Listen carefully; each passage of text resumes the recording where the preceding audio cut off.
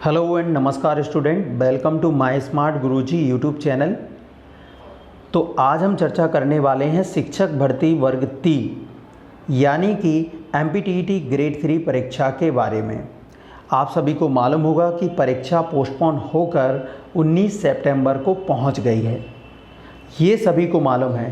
पर अब हम बात करने वाले हैं कि 19 सितंबर को अब जो 5 महीने लेट होकर पेपर होने वाला है, इस पर और कितना संभावित परिवर्तन या प्रभाव पड़ने वाला है, इसके बारे में दोस्तों हम चर्चा करेंगे उन संभावनाओं के बारे में जो कि इस परीक्षा पर प्रभाव पड़ सकते हैं या परिवर्तन हो सकते हैं, जिनका इफ़ेक्ट आपकी स्टडी पर कितना पड़ेगा।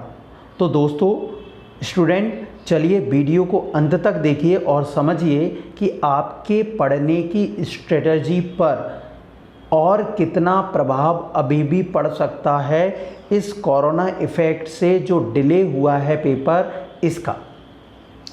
वीडियो को अंत तक देखेंगे और जो लोग नए हैं चैनल को सब्सक्राइब करेंगे। उम्मीद करता हूं वीडियो आपको कई सारी महत्वपूर्ण जानकारियां देकर जाएगा। तो सबसे पहले हम बात करें जो प्रभाव पड़ने वाले हैं आपके स्टडी पर इस परीक्षा को लेकर। तो सबसे पहला है कि परीक्षा का समय सबसे प्रभावित जो है। 5 महीने डिले होने के बाद भी अब जो पेपर पहले एक दिन में लगभग 100 लोगों का, मैं एक एग्ज़ाम्पल दे रहा हूँ, अब वो होगा कितना, 50 लोगों का। यानी कि पेपर अब चलेगा लंबे समय तक। जैसे 2 मंथ चलना था, अब वो 4 मंथ चलेगा। यानी कि लगभग जो मैं बात कर रहा हूँ 1 महीने में पेपर होने थे, अब वो 2 महीने में आपके पेपर ख़त्म होंगे। ठीक है दोस्तों, क्यों? क्योंकि अब वहाँ पे जो रूल फॉलो होगा वो होगा सोशल डिस्टेंसिंग का। ठीक है, अब इससे दूसरा प्रभाव क्या होगा? इससे दोस्तों दूसरा प्रभाव होगा कि अब पेपर कई सारी शिफ्टों में कराया जाएगा। नंबर ऑफ शिफ्ट बढ़ेंगी, जिनके बढ़ने से क्या होगा, पेपर के सेट बढ़ेंगे।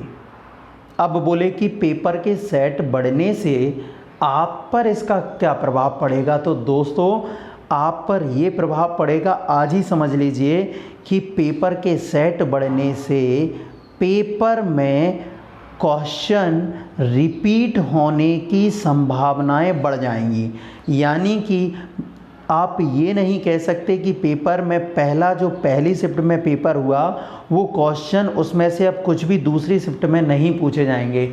यानी कि पेपर में क्वेश्चन रिपीट होने की संभावनाएं बढ़ जाएंगी।